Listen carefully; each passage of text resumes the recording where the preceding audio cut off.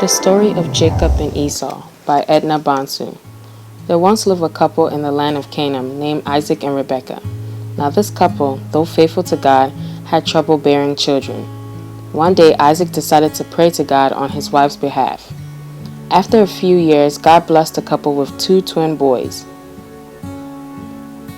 During her pregnancy, Rebekah was worried because she felt her sons fighting inside of her womb. She asked God, "Why is this happening to me?" God replied saying, "The boys in your womb will become two great nations. One will be stronger than the other, and the older will serve the younger." At the time of birth, Esau came first and was very hairy. Jacob came second, holding the heel of Esau. Isaac favored Esau and Rebekah favored Jacob. Jacob and Esau were complete opposites. Jacob loved to learn from his parents and stayed indoors, while Esau loved to be outdoors in the fields and hunting.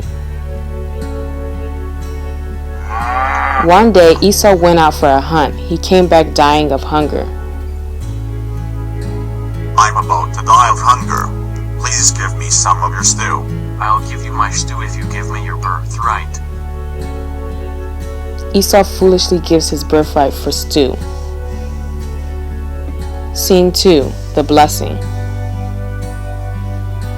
"My son Esau, I am blind and very old. Come to my favorite game and make me dinner. Afterward I will give you my blessing." "Yes, father. I will hunt the best game just in time for my blessing." I must not let Esau get the blessing of Isaac. I must come up with a way for Jacob to receive the blessing. "Mother, what is the matter? Why do you look so worried?" My son Jacob, your father wants to bless Esau before he dies. I will not allow it. Put goat skin on your body and act as Esau taking the blessing. "Okay, mother. I will do as you have said." Scene 3. The Deception. "I know this is my eldest son, Esau. Your skin has always been so hairy. Thank you for the delicious meal. Now kneel down and let me bless you. I pray that God blesses and increases you. From now on you will be the head of the family. Amen." Meanwhile, "I have to get home quickly with father's favorite meal in time for my blessing. Father, it is I, Esau. The one before you is Jacob. He has deceived you. See, feel my skin. Bless me as it is my birthright being eldest." "I'm so sorry, Esau, but I cannot. I already gave Jacob heavenly ordainment to be head of the family. But if you are restless and determined, you can acquire all that you have lost again."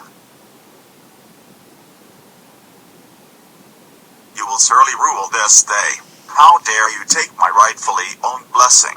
Jacob, I will slaughter you." Jacob flees to his uncle Laban's house and lives there for a couple of years. Scene 4. Jacob's Escape. "What have I done? Esau will surely kill me if I do not flee. I must go and never return." In the night, Jacob stops to sleep. He has a revelation of a staircase to heaven. "It is I, the God of your grandfather Abraham and your father Isaac. The land on which you lie, I will give to you, and your descendants will be uncountable. I will be with you." Jacob is in awe and is afraid. "This is indeed holy ground, the doorway to heaven. How awesome is this place! Praise be to God." Jacob reaches Laban's house and meets his love, Rachel.